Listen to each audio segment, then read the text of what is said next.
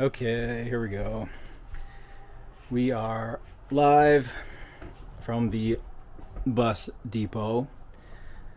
You may notice we are not inside the TRISM, which is over there.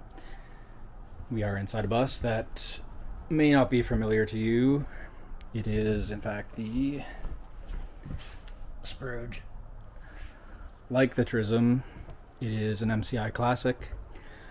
This one being a 1991. This is the vehicle I'm currently living in. I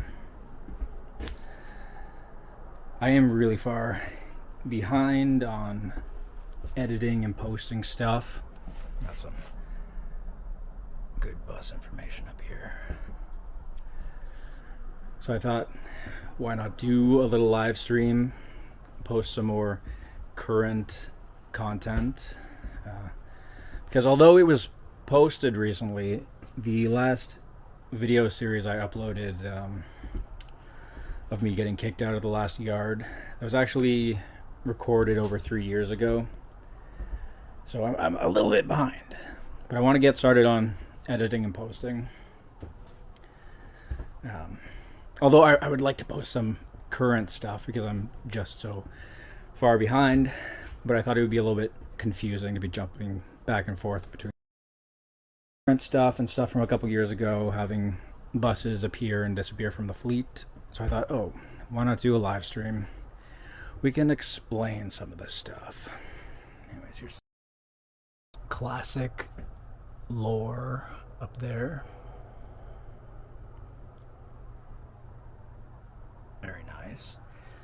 I've also got some nice documentation here, because although the last video series was quite crude, I do intend to start being a little more serious about maintaining these properly and yada yada, lest the transit enthusiasts hate my guts. Anyways, I've got this, which I'm really pleased about. It is an MCI Classic operating manual. Very rare. I've got a Allison Automatic V731 driver's handbook, got a service manual. We've got an MCI Classic parts book, which is pretty cool. Lots of cool diagrams in there. Love that. And a maintenance manual. A thick boy he is. Thick manual for a thick bus. So this one, I've recorded a bunch of vlogs going and picking this one up, driving it home, cleaning it out, taking the seats out, and doing my crew. Halfway done, but we're getting there. We're making some progress. It came out from Alberta. Drove it all the way out to Ontario from Alberta. That was quite a drive. That was actually, at the time, the longest drive I had done in one of these buses. I've actually since done that drive twice. You may notice yet another MCI Classic out there. For those counting, yes, we're up to 3 now. Although there's no longer a D4. I did get rid of that one. Spoiler alert. Actually, many spoilers. This bus, that bus, and the Flyer leaving the fleet. I've now unified the fleet. We've got an all classic fleet.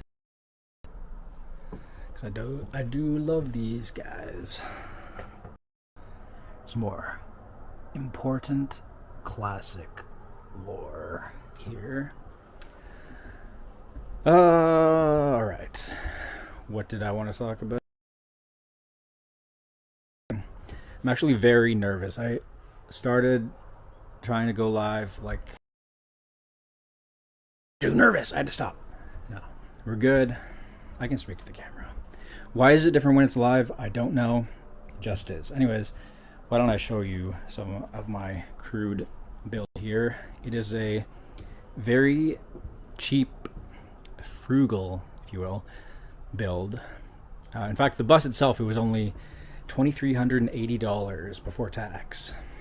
I've probably spent about that much on the conversion, although I've tried my best to be very non-destructive. Ceiling is all intact, original flooring, walls, windows, doors, transit equipment, all intact, even the stickers and signs and stuff. Hatches, as you can see, I've kept many a pole. You might even think it's slightly too poley in here for an RV, but sometimes I wonder if I've even got enough. Anyways, actually, as the build back, I don't have as many connectors as I'd like. Yeah. Oh, I guess I could take out my phone and see if I can look at the chat. If anyone is even watching, I don't even know if anyone's watching. Let's see.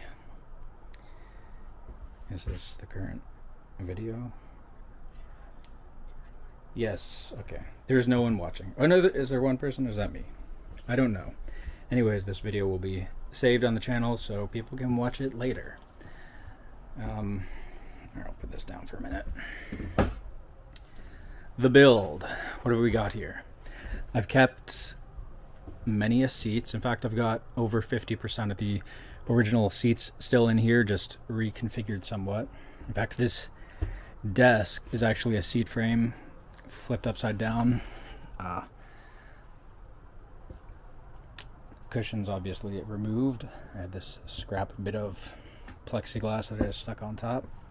It's just kind of floating here. I've just got junk piled under there for now. I'll get it a bit more organized.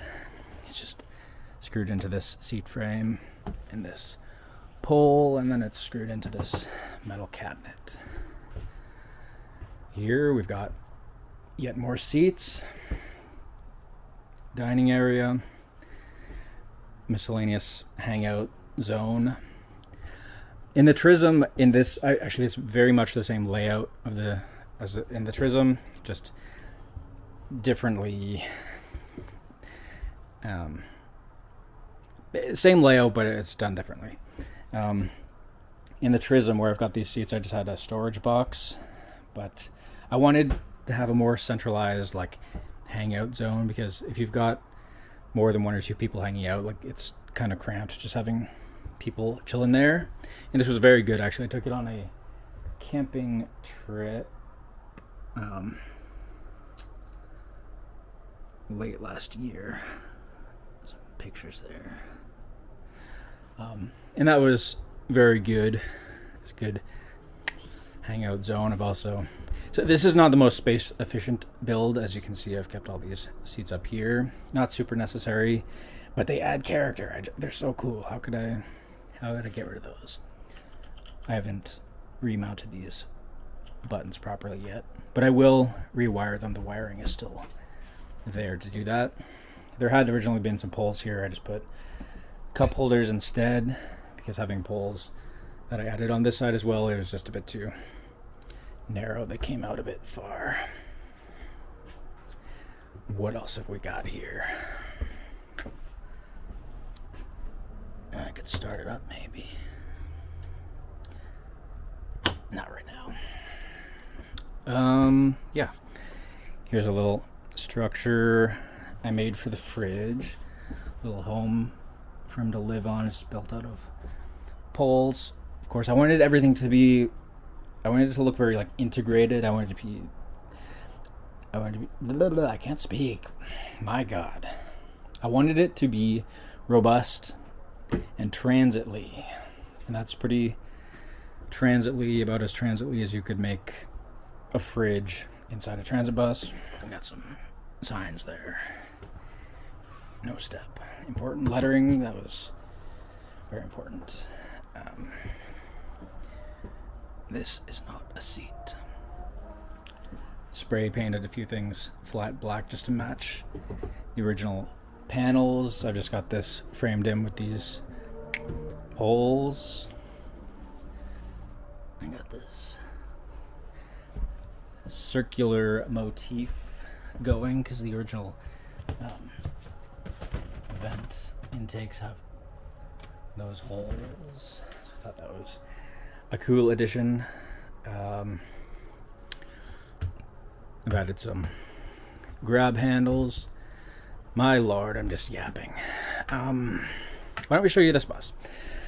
Oh, actually, I'll get the Wi-Fi thingy so we maintain a decent signal if we can.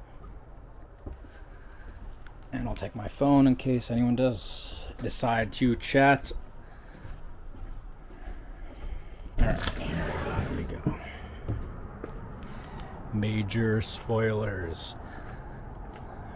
Not that this is a particularly recent development, and I have also posted it on Instagram anyway. There she is. This one also was out in Alberta. Originally, they were operated by BC Transit, but they're out in Alberta when I got them. Very nice, very nice. This one is still just back to the spruge. I added this sign here. You can see I didn't put some brackets in there, screwed it back in. Very nice. Track, same thing. I just utilized the thingy in the middle there. 1 foot, whatever. Some other details. Oh, I considered just putting some numbers on there, as I did.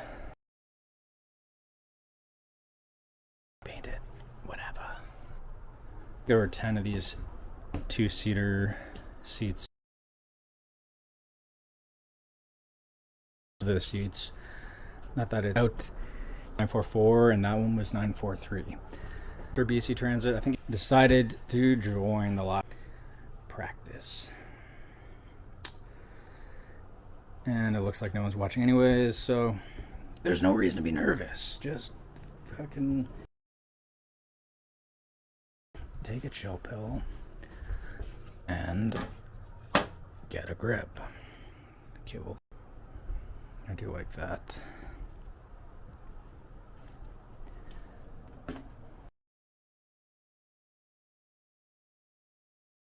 What else to say about this thing? I'll show you glory. Got a little bit of cool running.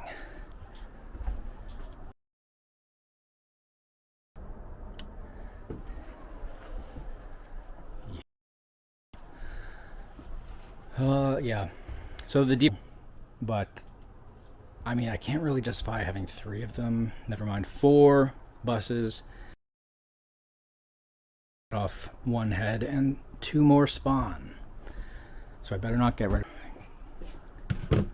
This one's slightly different than the TRISM in that it has these tip-in windows instead of the sliding windows. One thing I would like to do is there's actually a scrapyard that's still got like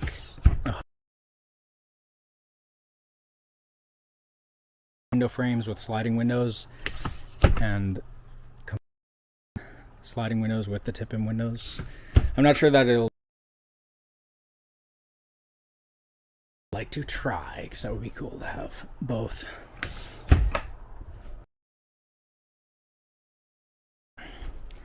Some window tint would be nice as well.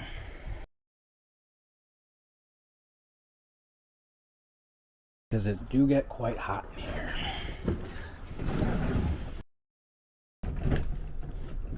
Oh, I know why it's catching. That little foam. I had a little bit of foam here. Put that back. Anyways, I'll do that.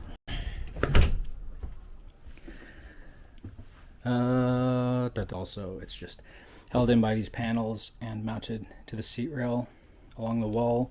This cabinet mounted to the wall along the seat rail. I didn't have to drill any holes for that. Mounted to the seat rail. I will add some brackets to anchor it down more securely to the wall. Because when you go around a corner, just a scrap piece of wood and a pole. Up. Do another live stream when I've got more to talk about. This is another cool pole structure I made because I didn't want to get rid of any of the poles, but obviously I took the seats out so I couldn't. I thought that was a cool way to keep them.